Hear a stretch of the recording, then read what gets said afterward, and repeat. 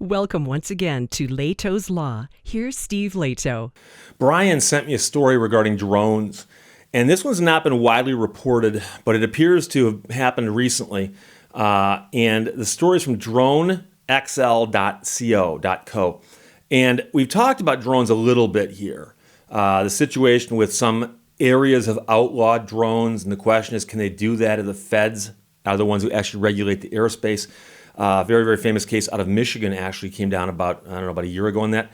And so we've talked about drones. Drones are emerging technology. Drones used to be something that you dreamed of owning, and now they're very, very inexpensive, and they're popping up everywhere. And you're even seeing, a lot of shows on television with a lot of their photography shot with drones that pretty much the same ones that you and I can buy.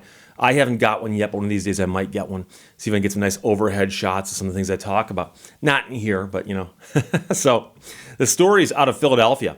And the FAA apparently is fining a drone pilot there and a guy who's on YouTube over $180,000.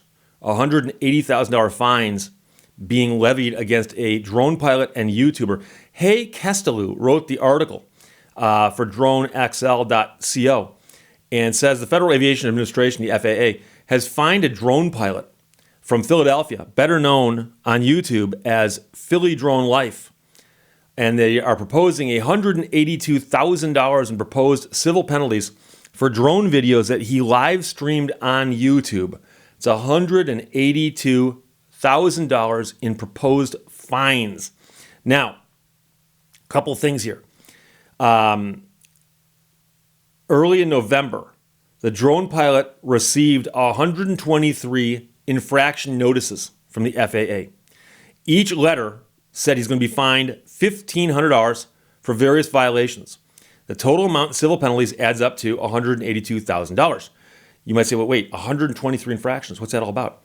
Well, the violations relate to drone videos that were live streamed on the man's YouTube channel over a period from December of 2019 to August of this year. So a little bit less than a year, but apparently 123 videos. Other drone videos on the same channel were not penalized. That actually is an important point. They ask why. I think I know the answer. Hang on. The FAA has issued fines for various infractions such as flying over 400 feet, reckless flying, flying in the rain, fog, or strong winds. And the man did put up a video explaining the situation that tries to say, here's what's going on, here's my side of this. And so the videos are shown on the man's Philly Drone Life monetized YouTube channel. The FAA might be penalizing him as if he were, in essence, a professional pilot. Now, he doesn't actually have the Part 107 certificate, and he considers himself a recreational drone pilot who posts his videos as a self-proclaimed comedian on YouTube. Now, apparently, he's spoken to lawyers who've indicated that if they really wanted to get involved in this and get digging into it, he might need to come up with $10,000 to get them to take the case. But the problem is that fighting this out all the way through a court battle or through some kind of settlement might cost $50,000 to $100,000. And of course, that's on top of the $180,000 that they're claiming. So as you can imagine, if everything went to heck in a handbasket, 182 plus 100, and that's a lot of money. So the man's in no position to pay the high legal bills, nor does his channel bring in that kind of money. So a few questions come to mind to Hey Kestelou, who wrote the article. Why did they go after him when there are so many similar videos out there? Why did they only focus on the live streamed videos? Is this part of a larger initiative from the FAA to crack down on drone enthusiasts who post their videos online? In which case, many more drone pilots might be affected by the outcome of this case. Now, the man has to respond to the FAA before or on December 5th, 2020. So he's got a little bit of time, but not much time. And that's the 123 infractions and the total of $182,000 in proposed FAA fines. And so he did put up a video and explain this. And the author of this article wrote, over time, I've gotten to know him as a colorful but friendly drone pilot who turned to the drones to help him get his life back on track. The staggering amount in proposed fines and penalties has caused plenty of stress for him and his family, as you can imagine. And while I'm no lawyer and do not have all the details, I did not watch all his videos, nor did I read all the FAA letters. A total of $182,000 in fines seems to be over the top. Hopefully, he'll be able to work with the FAA to bring the number down and come to some kind of resolution. And it says here, the FAA letters and infractions have been seen by others in the community and are said to be legit. So I guess the author of this article did not see them with their own eyes. And so now the question is, why did they focus on the live stream videos but not the other ones? And here's the thing. I'm not an expert on drone law. And so I know it's going to immediately draw fire from people who are going to say, then why are you talking? Well, because I know enough about the law to understand the elements of what goes into things like this. And I'll give you an example. There are guys out there who film themselves driving very, very fast. So for instance, one of the popular things to do is a lap around Manhattan. And if you go out late at night in the right time of the year when there's no traffic and you time all the lights just right, you can zoom around the island and time yourself doing it. And these guys do that, and then they'll film themselves doing it. And then, of course, the problem is if they post a video on YouTube or someplace else, someone might look at it and go, wait, I see the guy running red lights, I see him speeding, I see him doing all these things. And so what many of them will do is, depending on what the statute of limitations is in New York, they'll wait till that time runs out, and then the next day they'll post it and go, we shot this a year and a day ago. And they do that on purpose. We shot this 1 year and a day ago, or 2 years and a day ago, or whatever the statute is. So if you shoot drone video, and let's just suppose that I go out in my backyard, I launch my drone, and I film some video. And let's assume that I break some regulation of the FAA with how I fly that drone. So let's suppose, and again, I'm just going off what's in the article here, it says an infraction such as flying over 400 feet. So let's suppose that is actually an infraction. And I have in my backyard a ruler stuck into the ground. It's 405 feet tall. Okay? I'm making this easy for you. And I fly the drone up to the 405 foot mark, and I fly it around. You can see clearly it's at 405. Okay? And then the drone comes down. I take that video and I post it on YouTube. Now, someone could look at the video and go, he broke the law there. He flew his drone at over 400 feet. The question is, when did I do that? When did I do that? Because most crimes, murder does not, but most crimes have statutes of limitation.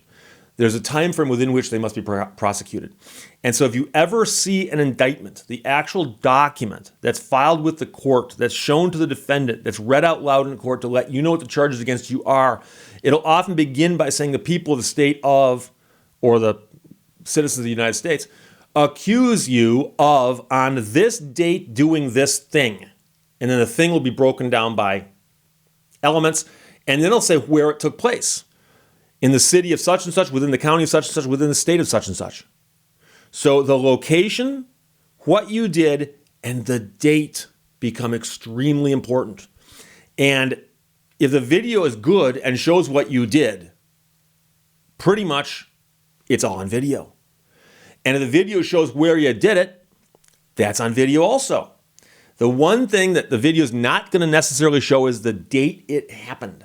So if somebody presents something as a live stream and they say, hey, I'm shooting this on January 1st, 2020, and then they have the stuff in the video, if the video demonstrates that a law was broken, if they can figure out by looking at the video where it was broken, they now know the date it was broken because of the live stream.